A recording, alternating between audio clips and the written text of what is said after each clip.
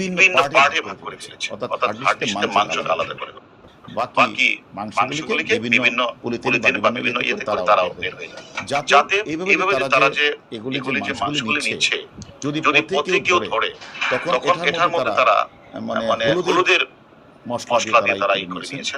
যদি কেউ বলে তখন বলবে যে এটা আসলে বাজার থেকে আমরা কিনে আনছি, এটা মশলা তো মাংস।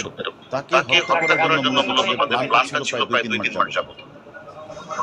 তারা এই প্ল্যানটা করে আসছিল তাকে মেরে ফেলবে, এবং তারা মানে এখানে যে মাস্টারমাইন্ড তার বাসাটা হচ্ছে গুলশানের একটি বাসা, আরেকটি বাসা হচ্ছে বসুন্ধরা। এই দুইটি বাসাতেই মানে অনেকদিন যাবত এই 2 মাসের মতো তারা প্ল্যান করেছে তাকে সরিয়ে দিবে।